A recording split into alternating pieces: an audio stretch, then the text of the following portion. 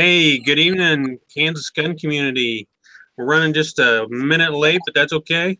Trying to get everybody on. Still waiting for some folks to join us, but glad that you've joined us right here on our live chat. And if you have any questions, get those questions up too as we go along. But first of all, I want to introduce everybody. I'm Lyle Cadell. I'm actually the owner and operator, if you will, of Kansas Guncom or KS Guncom. And got several and hopefully two more folks coming on board tonight. So first of all, let's start. Clint, if you want to start with you, and then we'll work our way down and introduce yourself. Tell us about your business, what you guys do, or where you're at in your process, and then we'll go from there. Okay, so I'm William Turner, owner of Williams Gunworks in Wichita. Typically, we do a lot of custom pistol builds, stuff like that. We do small work as far as we do like some bolt work and stuff like that on some of the precision rifles, but yeah, that's about it. Okay, Shane and Jacqueline. Hi, we're KC shooters, Kansas couple shooters. Been shooting long range for about a year and a half, and learning as we go as far as the reloading process and accuracy and all that good stuff. Trial and error, we hope to pass on some of that information and wisdom we've gained to others. They don't have to make the same potential mistakes that we've made over the course of the last year and a half. And Jacqueline, don't be shy, but you've actually won a national competition, haven't you? Yes, I won the production division last year nationally in the PRS with my pink Savage Stealth. Moved to the open division this year and hoping to do pretty well there too. Awesome. And just if you're joining us just now on the live chat, we are discussing long range precision shooting tonight. So I'm getting a call actually over here from one of our guys, Ryan Cheney, who's Michael, you're co-founder, is that right, with Kansas Precision Rifle Club? Yes, my name's Mike Beamer, and I'm one of the administrators and co-founder of the Kansas Precision Rifle Club. And Ryan Cheney is actually another one who's trying to get in the chat now. But we just started up to try to organize more matches and a points race for long range shooting here in Kansas, and grow the community and try to get more people in it. And so far it's going pretty good. We've got somewhere around 2,200 members on our Facebook page now, and all across the country, and so far signed up for the 2018 points race. We have, I think, around 70 paid members so far. So we're doing pretty good so far. Awesome. Mark? Yeah, so Mark with Fit and Fire. I am just now diving into precision shooting. I am literally picking up my first, I wouldn't say high end, but mid-range precision rifle tomorrow from Flying Monkey Gunworks. So plug there for Jim Foster and Flying Monkey Gunworks.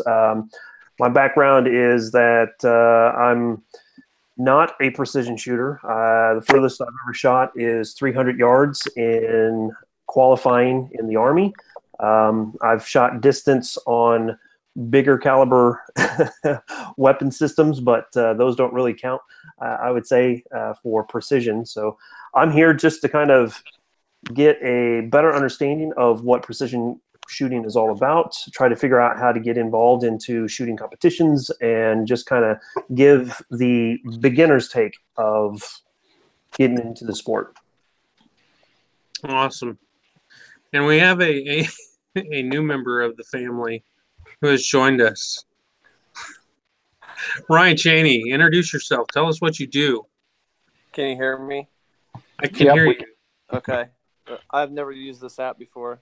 I feel technology dumb right now. It's okay. It's showing like a mute symbol on there. You're fine. Just keep. Yeah, just keep talking, man. All right, cool, man. And G-rated. What do I do? What would you say you do here?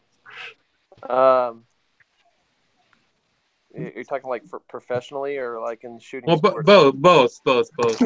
Oh, okay. I'm a professional painter.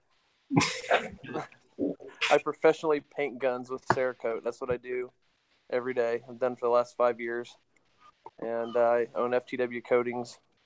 And all I do all day long is Cerakote guns and other things, but mostly guns.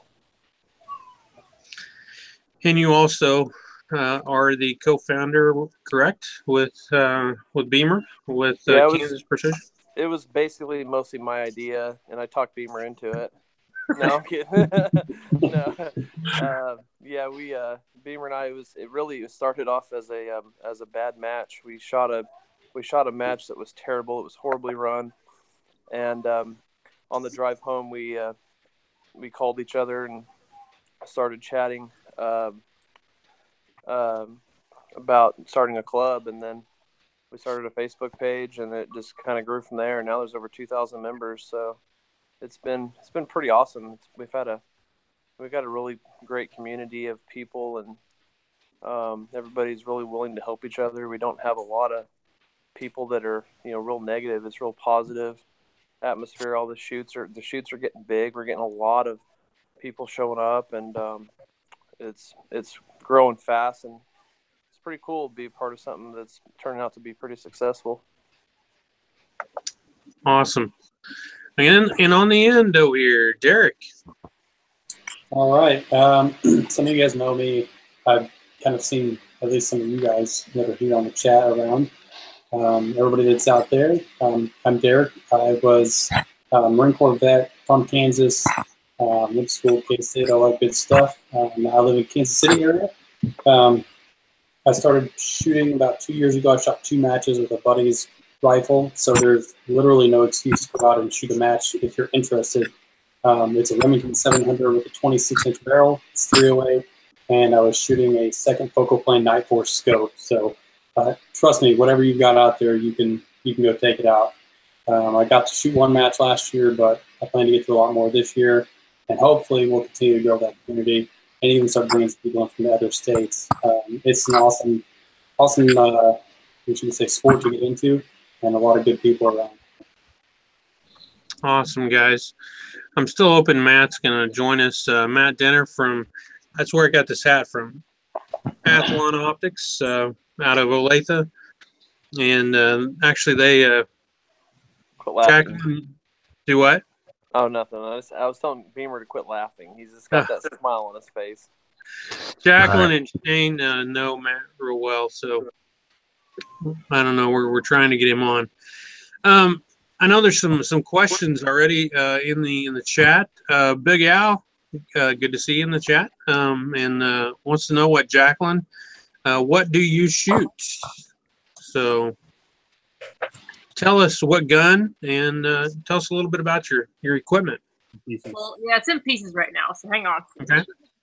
What do you shoot? Yeah.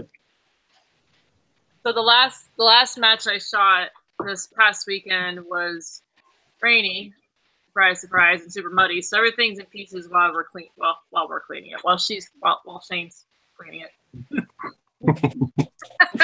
Yeah. Speak clearly. It's great. This is a NVXLR chassis. It's honestly, I picked it originally because it was familiar to me. It has a very similar setup to my Savage. I like the chassis style better, personally. And it has the 2 different rails right now, but they're maybe coming out with probably soon the full rail, so we can just put on those barricade stops or bipod or whatever and just slide around. So it'd be good. And then have Bighorn Action, which Shane shot last year and loved, and I used his and fell in love with it as well. Trigger Tech trigger. I prefer the flat shoe, but doesn't really matter. Any of them you get are just fantastic as far as how they shoot and where the break point is when you actually pull the trigger.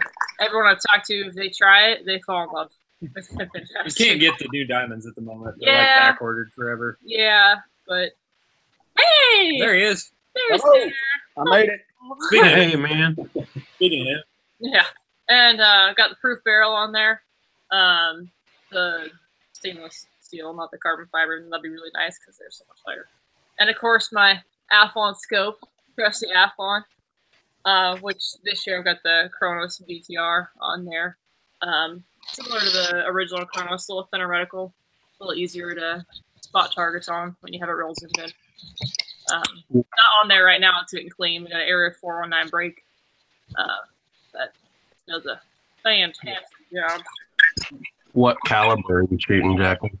This is 6th grade more this year. I had a 6.5 last year in the Savage and worked well, but I want a little less recoil. And It's a learning process. We're Yes. learning a lot about this recoil, especially this weekend. It's prone to get what's called a carbon. Oh, there you go. But In the rain, I had a lot of issues, and which was weird. It's still city a month ago. I wasn't getting those pressure issues, and it was raining. he's popping primers and having all kinds of problems. And Yeah, luckily, there's a bunch of gunsmiths at this match, and they had a bore scope. And at the end of the night, they determined, hey, you're getting what's called a carbon ring in there.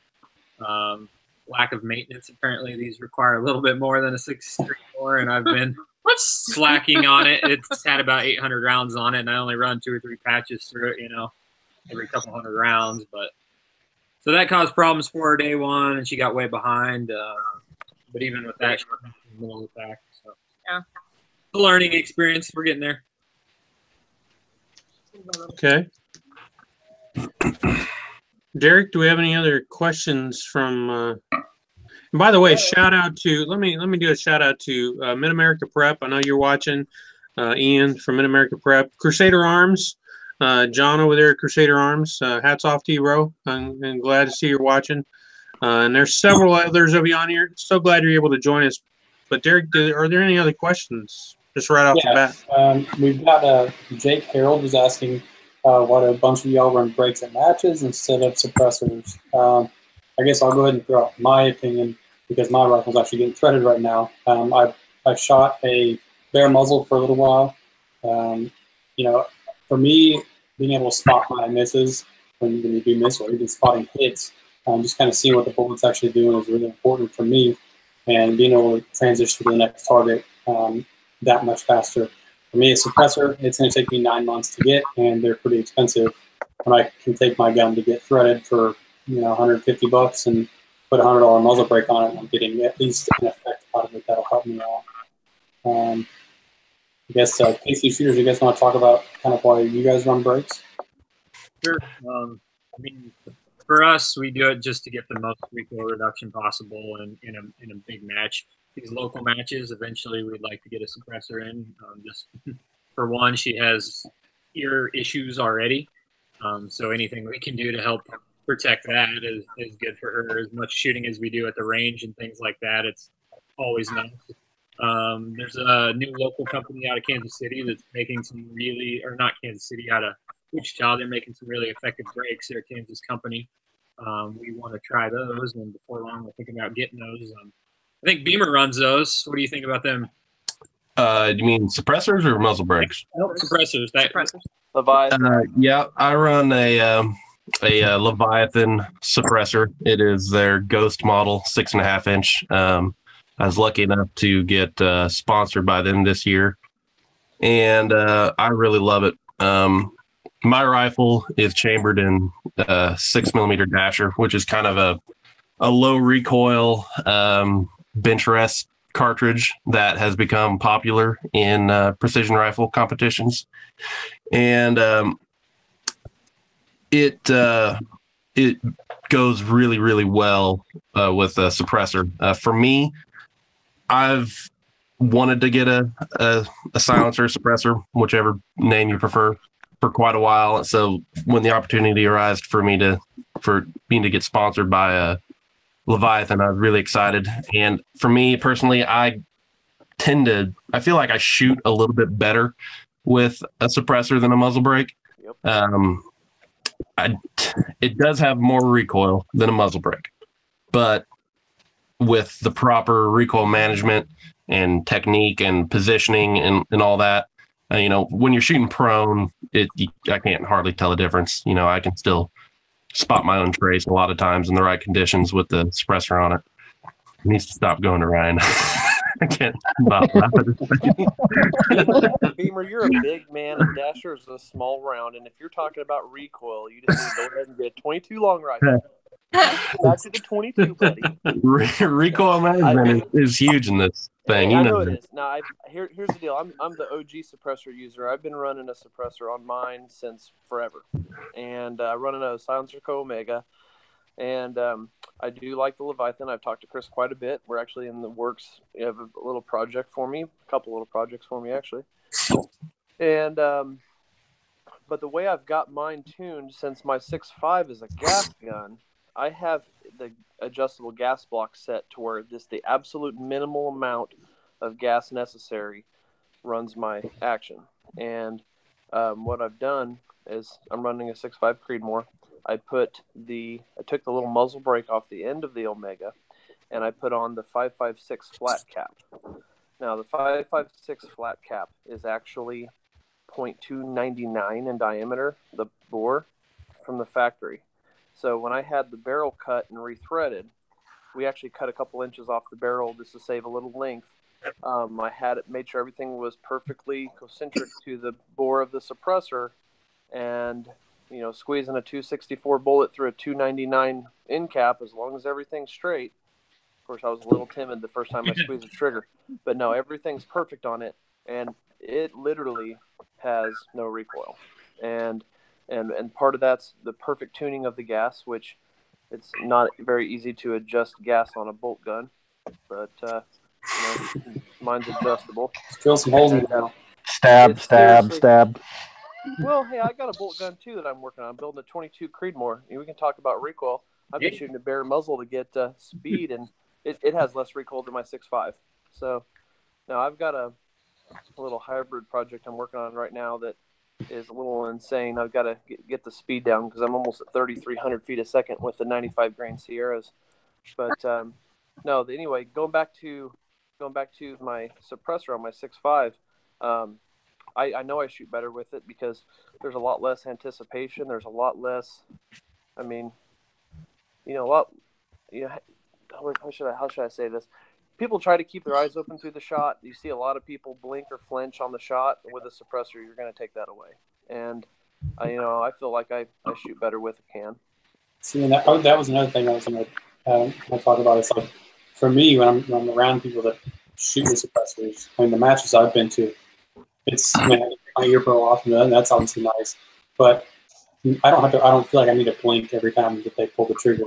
Some of those brakes get pretty nasty out there. Yep. Especially even 15 feet away, it's pretty bad. Hey, Ryan, why don't you tell everybody about the big gun setup that you have? That one is really hard to keep your eyes open through the shot. I videoed myself at the last ELR match, and I actually blink right after the shot, probably about a half a second after the shot. So that's a good thing. I shoot a 338 Lapua Rogue, and it's basically an improved 338 Lapua, and it's amazing. I've actually seen video of him shooting that gun, and that gun doesn't really move when he's behind it. Yeah, I've got a video where it doesn't even move at a half a minute. Yeah, it's incredible. That muzzle brake works phenomenally, but I've been talking about it. Kind of big back here. I've been talking to Chris Leviathan about 338. Well, we made somewhere. Who's feedback on the sound? I'm not Yeah, sure. I think Everybody mute. By the way, we want to before we get too far, we have a we have another guest we were waiting on, Matt Denner from Athlon Optics out of Olathe. Introduce yourself. Tell us a little bit about Athlon, and then we'll go on to the rest of the toys. Okay. Can you all hear me? Yeah. Yep. Okay, perfect. My name's Matthew Denner. I'm the sales. Let me turn mine down because I can hear a lot of feedback there. Sorry about that. So when it comes down to our company, we've been around for about 3 years. We're located in Olathe, Kansas, so we are also local to Kansas and kind of on the border of Missouri. Obviously, Jacqueline and Shane over there use our scopes quite often in their competitions. We have everything from the hunting line up all the way from $100 to $1,800, and our Kronos BTR is Japanese glass. A couple of the guys that started the company worked for one of our competitors when ATK bought them out, and they ended up getting kind of laid out because they were in the upper portions of the business. One of them was the VP of sourcing and was kind of into the industry already and kind of knew where to go, what to do, who to work with, what plants to get them from, and what price points we had to hit the market with. So when it comes down to all the stuff that we have to offer, we have everything that kind of introduces people into the long range, and also those are more experienced and possibly getting into semi-pro and pro PRS. We've got things that kind of accommodate for the 3-gun, and just really like to get product out there to the hands of the normal, everyday, average guy all the way up to the pros. Awesome. So just kind of a overall view of our company. I mean, you can take a look at us on athlonoptics.com and see all the stuff that we have to offer. Awesome. One of the questions that I have, I'm not a long range shooter myself, and so I'm learning a lot here tonight. And I know Mark, you're probably learning a little bit too, and as we go along. As a beginner, I know like Ryan and Beams. I mean, you guys, Shane. All you guys. If you're just starting out and you're looking at this, and you're watching this live chat. Oh man, I just came in on somebody's. Shane, I think it's on yours. It is. But if you're coming into this live chat and you're just kind of wondering, I mean, where do I start? Holy cow! These guys are talking about brakes and silencers. I mean, it's just a mind blowing experience for some people. Where do they start at? What would be? I'm going to start with Shane and Jacqueline, and then we'll just go down the line. And where do I start? Well, you'll get different point of views from a lot of people. I mean, I can tell you where we started and what we did. I went to Cabela's and I bought a $300 Savage. I went to Athlon Optics because I knew they were new. They offered a first focal plane scope, which is something I knew I'd wanted with a little bit of research I did. So I threw that together. I had about $600 into it. Went out to like where my Spear Point Ranch in Kansas. I heard they were doing these long range competitions. So I had $600 invested into the gun. It was 223. That I ended up passing on to her. I bought another Savage and 6.5 Creedmoor for myself. I got the leftovers. And basically, we shot those till we shot the barrels out of them. I mean, I probably got 1,800, 1,900 rounds out of my 6.5 Creedmoor, maybe 2,000. And it finally started dying on me. But like I said, I only had that 6.5 Creedmoor. I had $400 into it.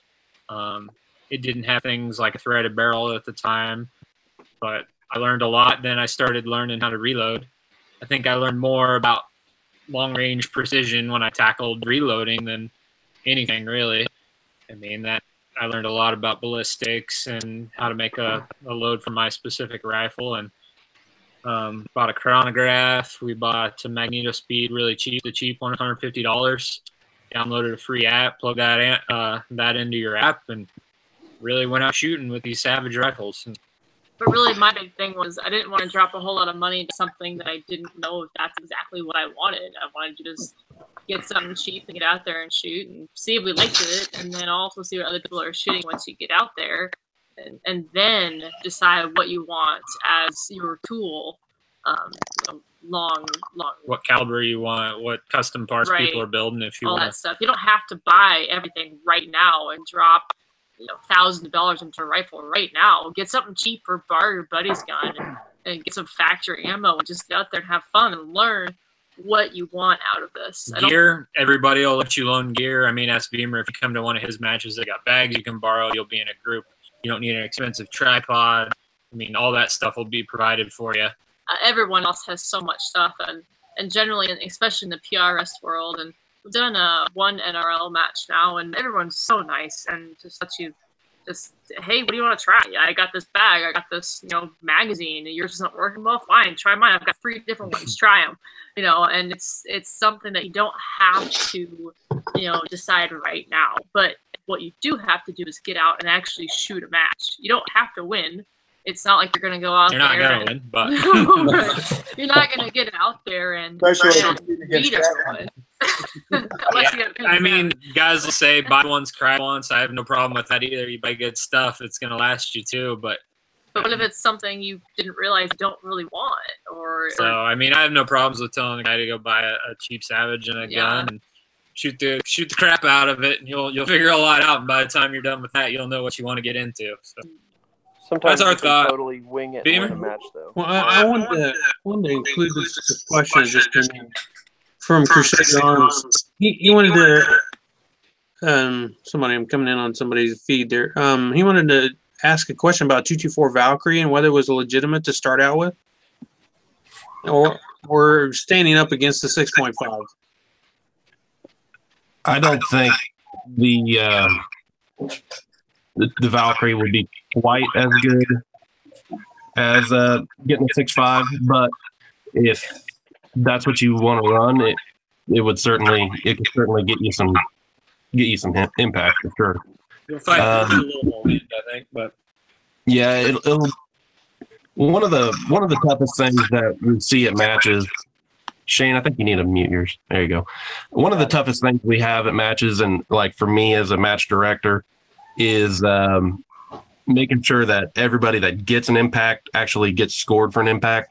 So sometimes that is tough with smaller calibers like 223s and that sort of a thing. Even my rifle in 6-dasher, shooting 1,000 yards, it doesn't have a ton of energy. So seeing that hit on steel sometimes can be difficult. Now that's getting a lot better as we have target hit indicators like the Magneto Speed T1000s are great. Mr. Ryan Cheney actually makes a target hit indicator that works really well too, and those will flash a light when the target's been hit. So that helps a lot with spotting impacts for something that doesn't have as much energy at a further distance. The other issue you have with something like what you might have an issue with the Valkyrie is if you miss at a target that's 800, 1,000 yards away, if you might have a harder time seeing splash in the dirt in order to make a correction and then get on target on your next shot. Whereas something, if you go with like a 6.5 Creedmoor, it's going to have a lot more energy, and it'll be easier to see your splash, make a correction, and hit your next shot. That sort of thing. So, but the 224 Valkyrie has good ballistics, and it'll have a lot less recoil than a 6.5 too. So it's all a series of trade-offs and what have you. But if I were to recommend somebody to go with one or the other, I would pick a 6.5 every day over the Valkyrie right now. The Valkyrie's still pretty new, so I haven't seen a whole lot of results from it in the real world yet, whereas the 6.5 is just a proven performer. There's a ton of good factory rifles that are chambered in it now, and you can walk into Cabela's and have your choice of whatever factory ammo that is match grade quality, and to me that's a clear choice over the Valkyrie right now. Now, what would you to answer that question? What would you start out with? I mean, just as far as even a brand throw out there. Like a brand of a rifle? Yeah. Well, there's a lot of good factory rifles. It all depends a lot on your budget, how serious you want to be about this, and and that sort of a thing. On the low end, like Shane mentioned, the Savages are accurate. They're accurate rifles. I don't know if I would personally recommend somebody starting off. I had a Savage 10T in 308, and it was an accurate rifle, but I also had some other issues with it as far as like ejection and extraction and reliability and that sort of thing in match conditions. You know, when you go out and shoot these matches in the real world, you've got a lot of dust and dirt blowing around. Sometimes you have rain, and those sort of things is where it can really test your equipment. But the Savages are good for the low end. You're going to want something that can take a 10-round detachable magazine. If you come out with a blind magazine that only holds 5+1 or whatever it is, you're going to have a tough time, because you're going to most stages at these matches are going to be 10 rounds or in that ballpark per stage. So you want a 10-round magazine. The Ruger Precision Rifle has become huge. That's I used to own one of those before I built my current custom rifle. They are a really good match-ready type of a setup for not a lot of money. They've got a good barrel profile on them. They're very accurate. The newest version that is out for them has seems like they had a few hit or miss barrels in the beginning when they started the Ruger Precision Rifle, but their second generation, I haven't seen one that hasn't shot 3/4 MOA or better. And Bergara HMR is a was it HMR 14 or something like that, is a really good option for a factory rifle. There's a ton of options. If I were to tell you to pick one, it'd be like me telling you to choose a certain pair of shoes. You want to go out and see what feels right to you. Come to matches. If you don't have a rifle already, come to a match and check out what people are using. There's a ton of different flavors. Most people shooting these matches are shooting 6.5 Creedmoor though. Your 308s and that sort of thing. If you already have a 308 or you already have a 223, that's great. Bring it out and shoot. The most important thing is getting out to shoot and send rounds downrange. But if you're wanting to get started out, I really have a hard time recommending something other than what's like a proven performer caliber wise than a 6.5 Creedmoor. It's just a solid round. Like I said, tons of factory ammo, and you can reload for it, get great performance out of it when you're reloading for it. Buy a case of prime ammo or something like that, shoot 200 rounds out of that, and then you've got 200 pieces of brass to start reloading with. It's just a solid setup. It's low recoil, it's accurate, it does well in the wind, and you can get a factory rifle and 6.5 Creedmoor with a good scope and factory ammo and shoot 1,400, 1,500 yards in good conditions, and certainly be a good solid 1,000-yard performer, and you can go out and win matches with one. Absolutely, if you've got the practice and know what you're doing. Awesome. I know one of the encouragements for Mathlon is the 1,000-yard club. Matt, can you talk about that a little bit? I know I'm going to get to some a little bit after you get done, but what is your 1,000-yard club? So we have a 1,000-yard club started on Facebook. What we're trying to do is actually get more people involved. We all know that a milestone for long-range shooting always seems to be that 1,000-yard and beyond. So got a lot of guys out there across the United States that are looking at 500 yards as a mile mark, 750 to 1,000, 1,250, 1,500. Well, this club was to kind of bring a community of shooters together to help each other out and guide each other to that 1,000 yards. So whether we're all coaching, helping the guys that have not got there, get there, and then we'll continue moving forward. Those that have gotten 1,500, help teach this kind of skill or this weight set to the other shooters to help them reach that goal and kind of reward them at the same time. So we're giving out decal shirts for involvement of the videos and such of that nature. So we really want to get more people out there involved. It's one of those things. We love seeing the videos, whether it's with an athlon scope or not.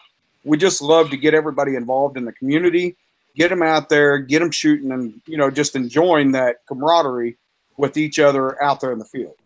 So, I mean, obviously, to get the shirt and the decal, you have to shoot it with an athlon optic. But, we want to see everybody out there just enjoying it, get into the sport, and just go out and have a good time. So, and then also, celebrate the successes of it. So you can find that on Facebook. It's Athlon Optics 1,000-Yard Club. Okay. Jake Harold. Let me finish my trek down the way here. Ryan, what would be? I know we've Beamer gave a lot of information. All you guys are giving a great information out. But Ryan, I mean, if you had to start out again and here you are at Cabela's or wherever you're at, Academy or whatever, or you're out buying a gun, what would you buy today? What would you start out with? Well, let's start at the beginning. Actually, I started out. Whoop, you're muted there, my friend. I'm muted? Hang on. No, you're not. You're fine. Okay. I can't hear him. I can't hear him either. There he is. Okay. Maybe I should talk a little louder. Yeah, talk a little bit louder. Okay, can you hear me now? I'll get a little closer. I'm on an iPhone. I don't have any fancy equipment. No worky. Hang on. Can you hear me now? Yeah. There we go. Can you hear me now? Yeah. Yep. It's like Verizon. Yeah. Okay. Okay. So, start over, dude. I'm sorry. Yeah. So my whole long range thing started when I was about 13 years old. My dad put me behind a 300 Win Mag deer hunting. And so I got pretty good at, as a young teenager, shooting deer at 300, 400, 500 yards, sometimes on the run. And that's what started my addiction. And that was 25 years ago. So you're old. It's kind of, yeah. Me too. So, sorry. So anyway, for me to start over, I'd have to go back a long way. But as far as my, shooting PRS and stuff, that all started about 5 years ago. I started off with an AR-10 308 DPMS, and then upgraded. Well, okay, went from a 308 to DPMS to a 6.5 Grendel AR-15, and then when I got a marking variance on my own receivers, I built another 308 that I ended up converting to a 6.5 Creedmoor, and I still shoot that gun to this day. I've always been a gas gun guy. I feel like, they're going to make a comeback someday. A lot of my friends give me a hard time. I'm like, you need to build a bolt gun. So, and of course, me being the odd man out and always want to do things differently. Well, my back door of my house just slammed. That was creepy. Sorry about that. Anyway, so I'm building a 22 Creedmoor bolt gun now. It's done. I'm actually doing some load development, and since it's kind of uncharted territory, I've been having some issues figuring out what powder to use, what primer to use. So yeah, if I were to start over in this game like today, like if I was starting up today, I would probably buy a Ruger Precision rifle. Truthfully, for the money, you really can't beat it. It's best bang for the buck in my opinion. Shane, you're feeding back a little bit in your sound. I can see it. And so yeah, Ruger Precision Rifle, in my opinion, best bang for the buck on the shelf. Actually, I'd probably get the 6mm Creedmoor Ruger Precision Rifle. They're actually on sale, and they're really cheap right now. I guess they didn't catch on very well, and they're blowing them out. I mean, they're like $800. And Smart. What? Sorry, Ryan. I'm sorry. You still got my audio? No, you're fine. I was going to ask Mark if he got his on sale. So I didn't get it on sale. What I did was I just went through about 24 different websites looking at different prices, looked at Gunbroker. All of the Ruger Precision rifles that I found were key mod on the rail, and I'm not a key mod fan. Just nothing against it. It just not me. So I went to the Gen 2, found a 24-inch barrel length on the RPR, and yeah, I think I got it for just over $1,100. So I thought that was pretty reasonable for, from what I hear, a pretty decent rifle. You're doing the 6.5 Creedmoor? Yes, 6.5. Yeah. Yeah, my only argument against the 6mm Creedmoor, my RPR when I had it was a 243, and the 6 Creedmoor, similar ballistics to the 243, but the biggest drawback is going to be on a 6mm Creedmoor is going to be barrel life. You might only get I only got 1,000 rounds out of my 243 before the barrel is toast, and a 6mm Creedmoor might only go about 1,500 rounds depending on how you treat it. They can go longer for sure, but generally speaking, on factory barrels, they don't tend to last quite as long because the metal seems to be a little bit softer than a good aftermarket barrel. So the 6.5 will last a lot longer. And for the new shooter, it takes rounds downrange to get good and learn. So 6.5 all the way. I love my 6.5. It's a great rifle. Mm-hmm. So, yeah. Derek, any questions that we got coming in? Let's see. Charger Arms was we were chatting about if you could put 2 3-power magnifiers together and get something around 9 power instead of having to get away from the Zeotech. Yeah. I think he's in the wrong chat.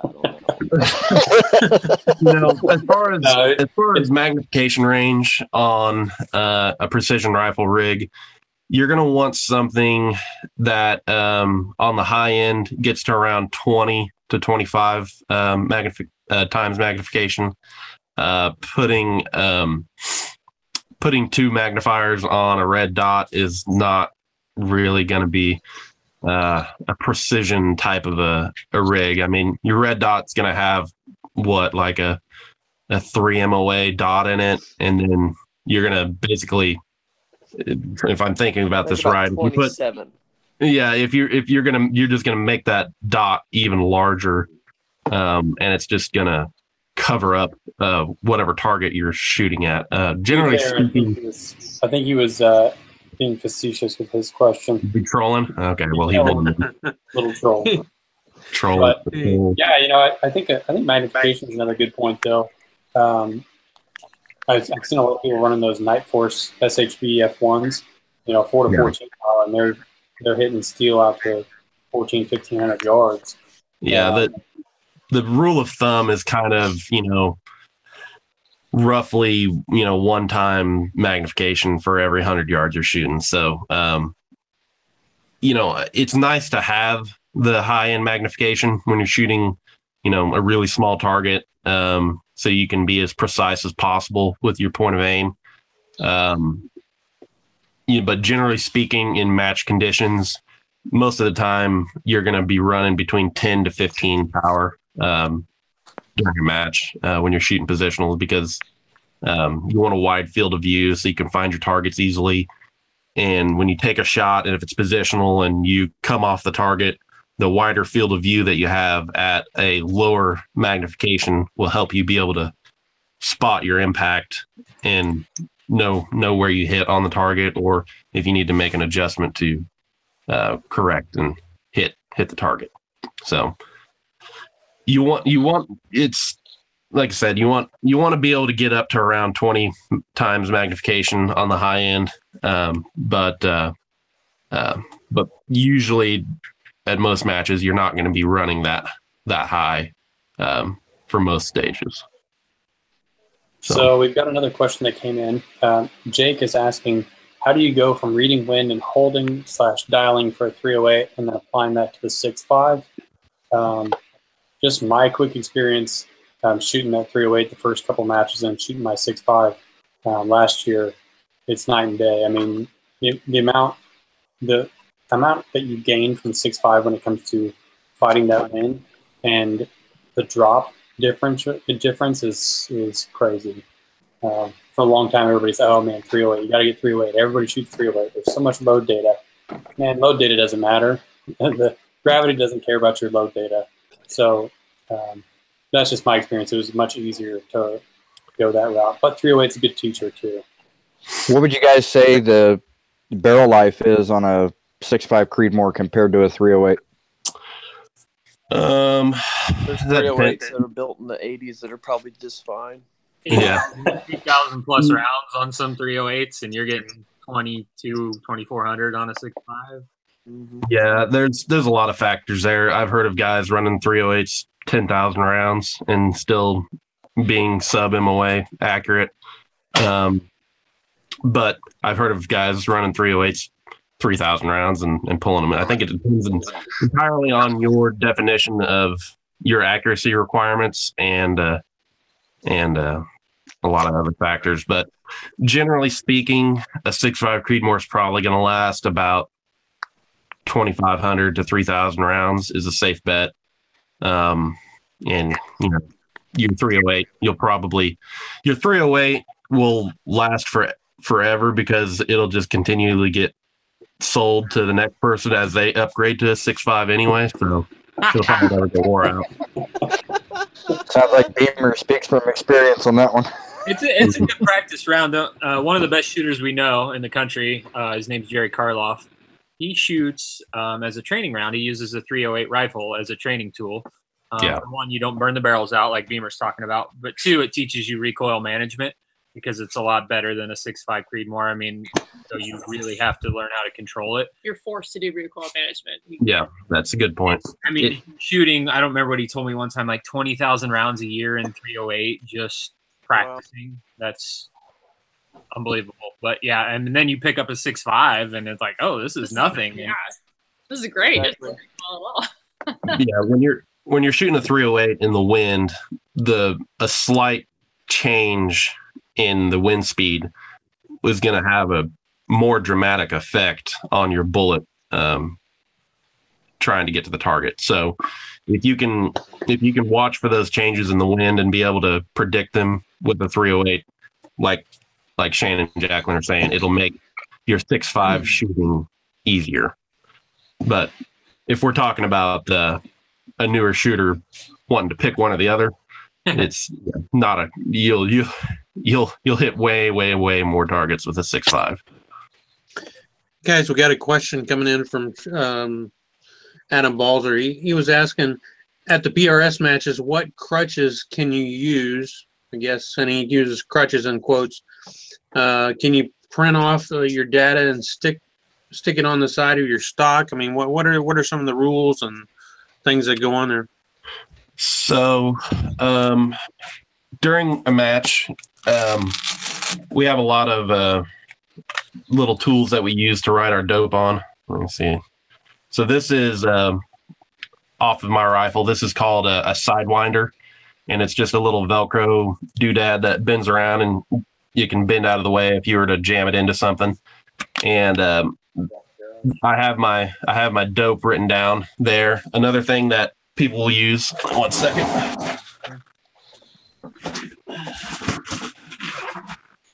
Beamer, are you in a library right now? Another something, Doesn't know how to read. another something that people use is a wrist coach like this, and this just has a you stick a notepad in it, and you can write down your dope on this and strap it to your forearm, and be able to look at your dope for shooting the targets on any given stage to what you need to do to hit them. You'll write down your elevation and write down your windage, what you think the wind is doing, and what that wind call will be on your bullet. But that's what most people do during a stage is have those something similar to those two options to keep your dope. The first match we went to, we didn't have a wrist coach. We just had it written on paper, and that was a terrible idea because you put your paper next to you, and if you have a muzzle brake, well, you just blow it away. You can't hold on to it. It's gone. Or if it's windy, like it often is in Kansas, it's gone anyway. I mean, it was such a hassle just to have something like a paper or a notebook there because it just wouldn't stay where you wanted it. And if there was any stages where you needed to move your rifle, maybe you weren't even on the ground, what do you do with it then? We started writing on our hand with a Sharpie by the end of the match. I see that all the time. In numbers by the time we were done. So that's definitely spend something. $10 to buy a wrist coach. Yeah. You can get a wrist coach from like Dick's Sporting Goods, and it's like $10, like I said, and it's super cheap. And We don't shop at Dick's Sporting Goods. Right. Hey, Yeah, that's true. You're right. You're right. He loves dicks. Hey man, I'm liking you. You're right. Yeah, but whatever. Get it. Get Whatever. one from Laura Worth at Spear Point Ranch. The ones that she makes that are amazing. I've got. That's couple what I have right here. This is from Laura right here. Yeah. And just to give a plug out, Spearpoint, that is, and they're on Facebook. You can look them up. Spearpoint Ranch, run by Steve Worth, and you're talking about his wife. Great lady too. I've known the Worths for a few years now, and some great people, good people.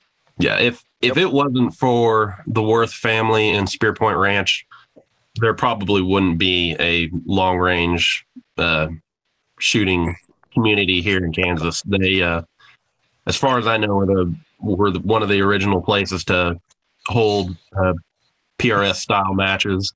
That's where I got started. That's where a lot of us all got started, was up there at Spearpoint, and love shooting up there. It's a great place. Took a class there like 5 years ago from Adam Whitecotton, and that's kind of what started me in the game. You know, I already had fundamentals of shooting, but actually getting started in actual PRS style matches was, that's what Spearpoint, man. The place is awesome.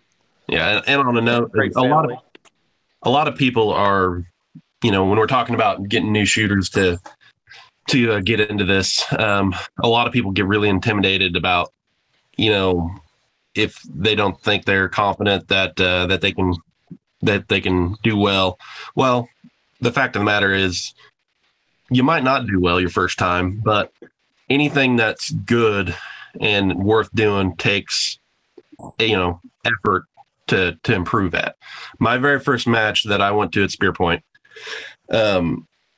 was with Ryan and Clint, and I had an AR-15 that Ryan, Clint, and I, we all kind of worked together to make a clone of the Mark 262 77 grain,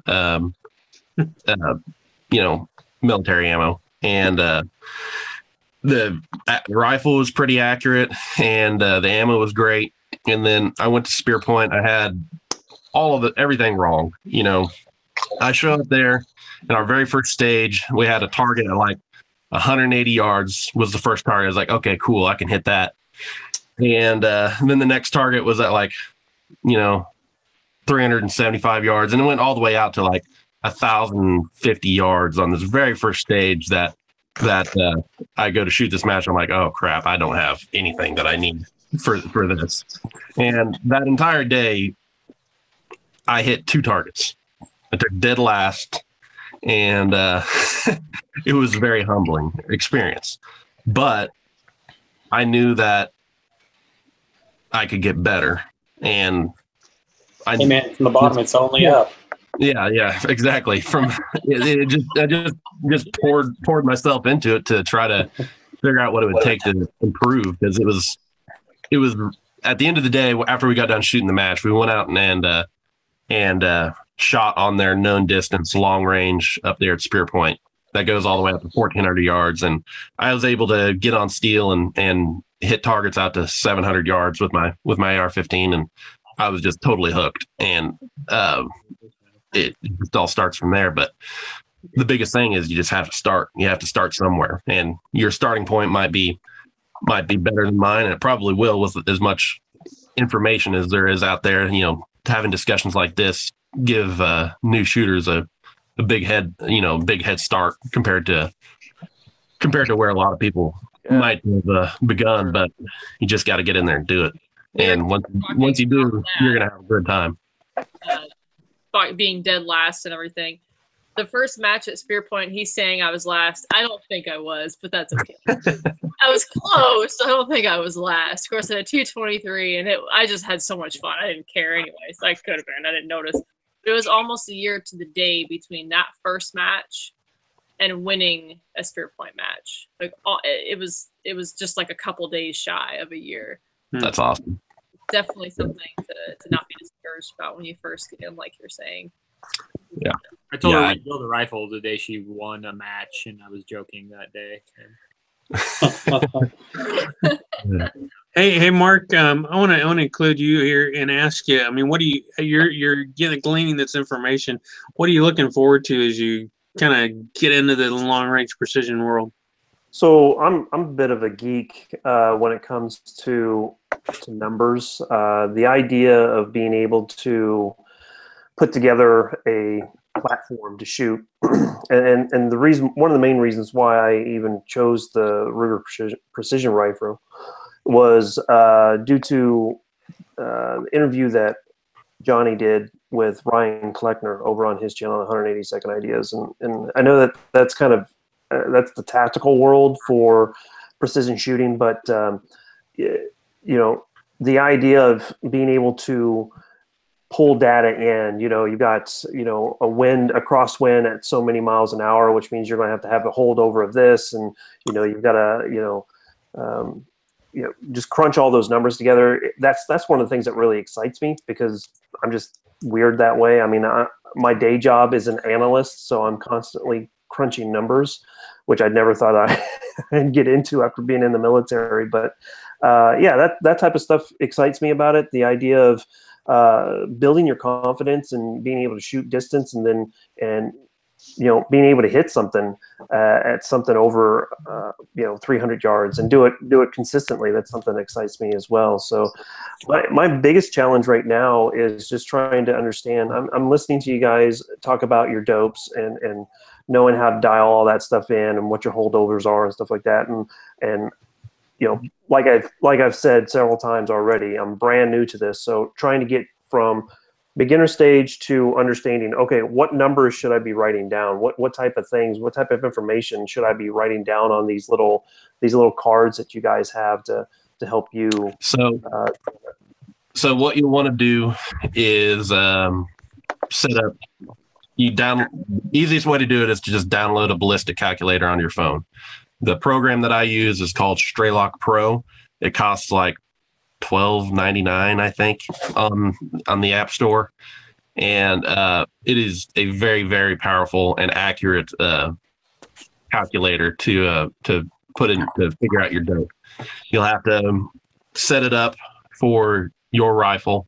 You'll have to, you know, put in all the specifics of the load data that you're using, you know, what weight of bullet, your muzzle velocity, your scope height, and that sort of thing. It's once you get into the app, it's pretty obvious what information you have to put in there. And you know, you put in your weather conditions, your atmospherics, all that stuff, and it'll spit out a number. You know, if you need to shoot 600 yards, it'll tell you to come up, you know, 2.8 mils or whatever your firing solution is for that particular distance. And that's what we all do. We use some sort of a ballistic calculator to figure out what our dope is on any given shot. You know, there's a lot of different lot of different ways to get to that with Kestrel, weather meter, ballistic calculators. There's a ton of different apps that do the same sort of thing, but that's where you'll need a ballistic calculator to get started and Chronograph. Yep, a chronograph to get your muzzle velocity. Usually, you can get the muzzle velocity off of if you're shooting factory ammo. It's usually close enough to get you a starting point, and then with the calculators, you can actually true your muzzle velocity into the calculator once you have some sort of a starting point to if you don't have access to a chronograph. But if you come to a match, there'll be a dozen chronographs that somebody would be glad to let you use. Everybody's got 90 speed. Yeah. There's a question that just came in that's very interesting.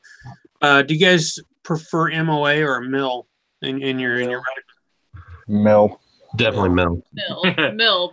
The very first match again we went to, I had an MOA scope, and it was terrible because if you had a target at the 300 yards, and your next target is at 700 yards, you're sitting there dialing 20 MOA, 20 clicks, trying to, and it's just crazy. You don't have time to dial that much. You don't have time to figure out what rev you're on, if you're a whole rev up or down or whatever. Yeah. She also had 8 MOA clicks, so it was double a normal one. Wow. So there was a lot more clicking than normal. But Hey, Matt. The reason that most of us shoot mill is because the number is more simple, it's a smaller number, so it's easier to think. And the most important thing is when you have your scope, if you choose MOA or mill, your reticle that's in the scope and your turrets need to be the same. It needs to be MOA or mill. Most people shooting precision rifle competitions these days are all shooting mill, so you'll end up having a harder time with MOA because you won't be able to communicate with the other people on the range as easily. the language, yeah. Hey, So Matt, The other thing that I think that we kind of forget about too is a lot of people talk about MOA and they look at it as inches, which we won't get too deep into that. But a lot of the time we differentiate between shooter MOA or inch per 100 yard versus actual MOA. And some scopes are built like that and some aren't, and you don't really know until you get into it, what you maybe have gotten into. So I think that's something else that I personally like about it. People think that one MOA is 1 inch at 100 yards. Well, it's almost 1 inch. It's like 1.047 inches. Right. And that 047 continues to add up. And then your inches to MOA thing doesn't really work anymore the further out you get. And that number just keeps getting bigger and bigger as you go further out. Whereas, if I need to shoot 1,000 yards with my rifle, that's going to be like 7.2 mils or something like that of elevation. And if it's MOA, then it's basically that number times 3 is the MOA version. It's just a bigger, funkier number to have to think about. So mil is just a little bit more simple. It's not the metric version. It's just they're all just angular measurements of a circle is what mils and MOA are. But it's just easier with mil because it's all kind of based on the number 10, and it's just easier to think about. Hey, Matt, what are you finding as far as industry goes on that end, the MOA and the mill?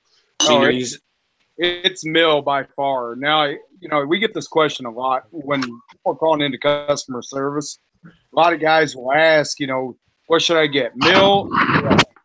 Well, my answer to them, I'm a hunter, so 9 times out of 10, most of my scopes are going to be MOA, mainly because you dial it in, you throw the caps on it, you're done. You're not dialing like you guys are, so you're not having to worry about the amount of dials that are going. What I tell the customers, though, and this is, I guess, objective thinking, do what your buddies are doing, which when you look at it, 90% of you guys are doing mill. If you guys got 9 guys that are doing mill and 1 guy doing MOA, and you're trying to call for their shots, and you're thinking they're mill, their shots are going to be off if they're not, doing the same thing as everybody else. So I always say, try to do what your group is doing. That way, everybody's calling the same shots, calling everything, and actually training with each other and learning from each other. If you have somebody that's just off on their own deal, doing their own thing, well, you may not be able to do exactly what everybody else is doing. You're going to be kind of that lone guy out. So I always say, go with what your buddies are doing at first. Mill, you're totally right. Everything that I believe Michael's the gentleman with the flag hat. Yep. Everything he was saying, that is exactly. I mean, you got to look at, for one, your measurements on the MOA. He's right. It is 1.0, and it will continue to build up. And the further out you get, your calculation is going to be off in your brain if you're thinking it's only a quarter of an MOA. So your calculation is going to be more accurate with the mill. But industry, you're going to sell probably 5 to 1. You're going to sell 5 mil to every 1 MOA. It's a strong difference. Wow. Yeah. Derek, or anybody else have anything to add on that, by the way? You hear a lot of guys saying how MOA is a more accurate measurement. Technically, it's a finer dial, but we're not sitting here bench rest shooters where we need to adjust over 1/8 of an inch for shooting big steel targets, where 1/10 of a mil when we click over is plenty of adjustment for us. So we're not too concerned about dialing them all in the same hole like a lot of these bench rest shooters or 1,000-yard F-class shooters are doing. I mean, they need that fine adjustment that we don't specifically need. Finer resolution. Yeah. I know a lot of guys in the ELR game that are going back to MOA because of that finer resolution. Because when you're talking about shooting 2,000 yards, 1 click is 7.2 inches. And if you're shooting at a plate that's only 30 inches tall, that's not a lot of resolution to be dealing with. So I know of a couple guys that are going to 8th MOA for the ELR stuff. So. Yep. And explain to the new guy what does ELR mean, Ryan? It's extended long range or extreme long range. Typically, like we started a series at Spear Point Ranch. The first match was a couple weeks ago, and we're gonna have 1 match every month. And like the closest target's at 1,517 yards, and the furthest target's at 2,208. And I believe I think it's the August match, he's going to be setting up a 3,000-yard target. Jeez. So if you're familiar with Spear Point and where the ELR matches take place, kind of off and to the right and across the road onto the far hillside where basically when you're backed up against the creek, shooting to the south in the PRS matches, that's where the 3,000-yard target will be. So it's gonna be pretty insane. So we're looking forward to that.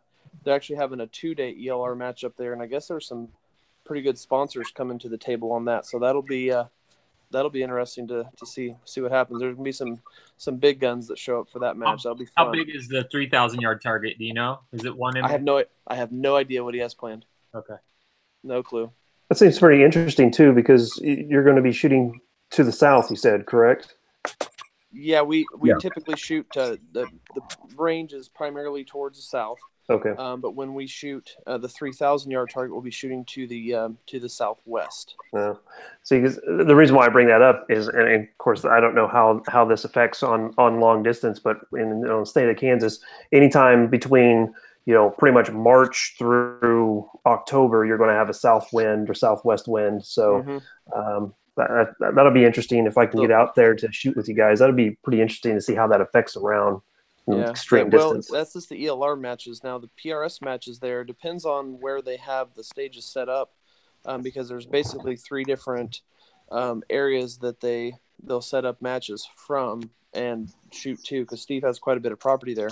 So sometimes we're actually on top of a hill, and some stages you're shooting east, some stages you're shooting west, because you're literally shooting off of a hill and down, and the stage protocol basically goes around the rim of the hill. So that makes it challenging because that wind also kind of whips around the hill, and you're shooting in different conditions at every stage. So that makes for a challenge.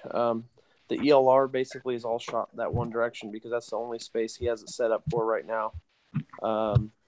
And then, yeah, there's another, when we back up against the creek, we're typically shooting to the south. But yeah, it's a great venue because there's just so much terrain out there. They can just really provide a lot of different scenario to shoot from. It's just beautiful, nice to get away where your phone doesn't work. And who won that last long range match, Ryan? There was a guy from Wichita that got lucky with a 338 Lapua Rogue and beat some 375 Chi-Tac guys. Like I said, you can have junk equipment and get lucky a match or two and win. But yeah, I end up winning and beating some sponsored guys, and we had a good time. So it'll be interesting to see what happens in April. Kind of looking forward to it and see if I can back it up or if I just got lucky on that first match. Now, just to I want to start tying this up. Now, the ELR matches, are they run by KPRC or how does that? I mean, not exactly. We started a Facebook page called Kansas ELR Series and KPRC Long Range, and basically because I started the Facebook page as kind of a tester just to see how much interest there would be. They're not sanctioned by the KPRC or anything like that, or there's no basic, it's kind of the affiliation with KPRC is me, because I was co-founder of KPRC, and then I kind of started the ELR Facebook thing. But it's really right now run by Spirit Point Ranch and by Steve Worth. I was discussing with him at the last match, actually putting together a point series for this year, and I think we're just going to wait and see how the next couple of matches play out as far as attendance. The first match went well. We had 27 shooters, which is awesome because last year we just did basically 3 tester matches, and the highest turnout we had was only 17 shooters. So so far this year it's getting some pretty decent traction, and we're hoping that attendance stays where it's at or even goes up. But what I guess they're doing is the King of 2 Mile match that they have down in Raton, New Mexico. There's been a lot of interest in that because they're televising it now. And I forget the name of the channel. If anybody knows, you can chime in. But it's on Dish Network, I think, or DirecTV or Dish Network. Anyway, it's called the Pursuit Channel. Their photographic memory figured it out. So it's got a lot of interest, but they only accept 50 shooters into it. So they're going to start using this series basically as a prerequisite. Once you get pretty well known and the guys know who you are, know you're a good shooter, then you basically kind of get invited to the King of 2 Mile. And I know a lot of people are going to turn out to the ELR matches there because, once you get good and know, hey, I can get in King of 2 Mile. So I think it's going to take off. Cool.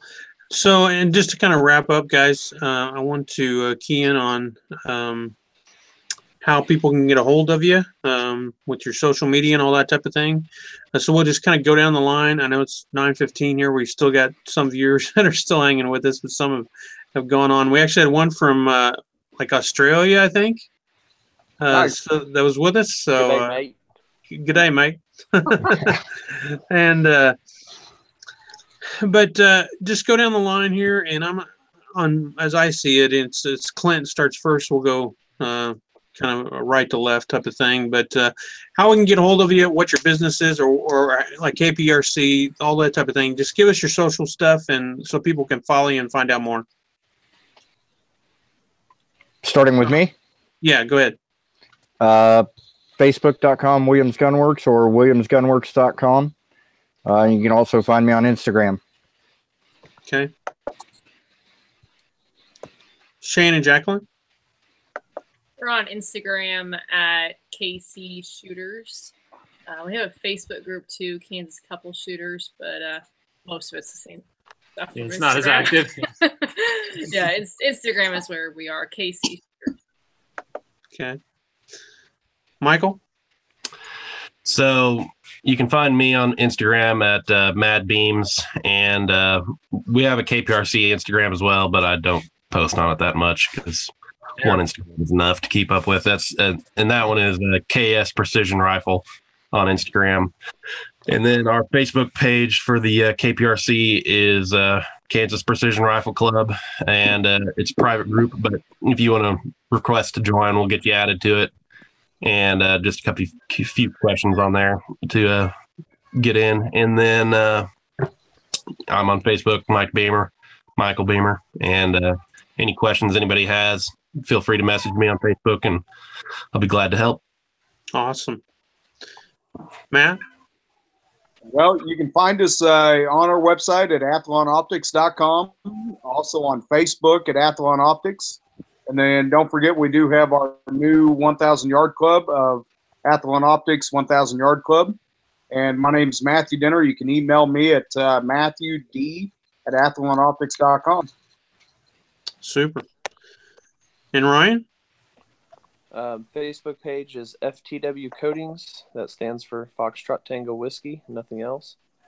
Emphasis on the whiskey. FTWcoatings.com is the website, and KPRC on Facebook. That's where we're at. You can find us there. Awesome. He also has an Instagram page. It's FTW Coatings. FTW Coatings on Instagram. Actually, my best pictures are on there. I've been slacking on the Facebook end. I feel like they're going to shut me down any minute. So. Who knows? We're waiting. Yeah. And Mark? Yeah, so YouTube, obviously, Fit and Fire. Also have Facebook, Fit and Fire. Instagram is Fit and Fire 78. And then Twitter. I mostly post on Instagram and YouTube. So awesome. Go over and check him out over there on YouTube for sure. Derek, do you want to give out anything? Yeah, sure. Why not? You guys can find me on Instagram. My Instagram is at @thecox0313. I haven't posted on them in quite a while, but once match season starts firing up, you guys will see me plugging a lot more stuff. But yeah, other than that, you guys can see me on the Facebook group. I'll probably be in there moderating and telling people if they can't post something. Somebody's got to be the bad guy. So. Derek has been with us from the get go too, and so has Clint. So appreciate you guys and all you do. But so everybody that is listening or will listen to this broadcast later on, make sure you go check these folks out. Go check out Kansas Precision Rifle Club and at KPRC on Facebook and Instagram, and any of these folks. Man, we gotta support each other here in the state. It's great to see that in the state of Kansas we're leading the way in some things. Really, I think, and I wish we had Steve on from Spear Point tonight. I wish we could have had him on. And I just want to give him a special yell out because I've known him for a while and I really enjoy his company. But I know Derek too. Derek Love down at Conway Lead Distributors too down there. Look them up. There's a lot of good companies right here in the state. By the way, Mark, you just got, or can I say any more about what you just got? Go ahead. No, go ahead. Well, I'll let you say it. I just reached out to B&T Industries, and they were kind enough to send me 2 products. First is their Atlas bipod to throw onto the Ruger Precision, and then their AccuShot monopod to help out getting started with everything. Obviously, I'm going to do a review of each one of those and just kind of start a precision rifle shooting series on my YouTube channel to show, hey, anybody can learn how to do this, and here are some of the products that will make you better or make life a lot easier. So that's kind of the take that I'm going with my series. So Mark, I'll throw out one last little thing. If you ever want to come down to the Wichita area and come shoot with me at Conway Lead Distributors, I'd be glad to teach you some stuff. Outstanding. Try to get you up and running. Yep. So plan is this weekend I'm in Camden, Tennessee, if I can even say it, with tactical response. I'm going to shoot with him. Yeah, he's a crazy man. He's crazy. I've hung out with him at SHOT Show. Yeah, he's a character. Yeah, I met him at SHOT Show, and that's the reason why I'm down there this weekend. And then the following weekend, the plan is to be down in Wichita. My family's down. Both of our families are down there, so plan on being that way. Yeah, I'll definitely give you a holler. Excellent. Man, it's great to get you guys on together and see the community. That's what we're all about. KS GunCon is all about. I'm an equal opportunity guy, man. I want everybody to succeed, and I want Kansas to succeed. So, thank you guys so much for being with us tonight. Does anybody have one last thing you want to say? I have a question for Clint. I'm just wondering when he's going to get a rifle belt. When we're talking long range with Clint, it's like long range for Clint's like shooting 37 yards with his Glock. So I need to get this man a rifle. Actually, I'll get one eventually, but I'm pursuing the pistol thing right now, just trying to get it perfected in art. But I'm just busting you up a little bit, man. It's all good. I do it every day at work. I know you do. By the way, if you guys are out there and you need some framework done, he's got one sitting there beside him. You can show it off, Clint. It's okay. No, it's sitting right there. You can see it. Yeah. No, you can't. So bars in the way. Yeah. But he does a lot of work on Glock as well. It was Springfield, the M&Ps, all that type of business. So there you go. Hang on, let me lock in on you. There you go. That's a product of Williams Gunworks. So one of many. By the way, Williams Gunworks was, if you watch Soldier Systems, or you look at it, or you even know what it is, it was on the interwebs today. I'll just say that. I'll just leave it there. So, but guys, thank you so much, man. Every one of you guys. Thanks, Clint, Lyle. thank you. Shane and Jacqueline, thank you so much. And Beams, thank you for being on here. You're like a stinking library of knowledge. And then Matt, thank you for stepping in. Ryan, it's been good, dude. Appreciate it. Man. And no problem. Thanks, Lyle. And We'll Mark, do it again sometime. yeah, absolutely, man. Mark, I appreciate you. And as a newbie, I learned a crap ton of stuff. I mean, Yeah, it's great night. really, Yeah, I mean, it just was good information. yeah. It was, We're just scratching the surface here, so. Say that again, Beams. We're just scratching the surface here, so, and there's a ton that goes into this. That's what makes it interesting. Yeah. So, and I honestly, I mean, I've been shooting all my life ever since I was a little bitty boy because my grandpa was a gunsmith. But I feel like an idiot when I'm sitting here listening to you guys, because it's just mind-blowing information, really for a redneck like me. But no, I appreciate every one of you.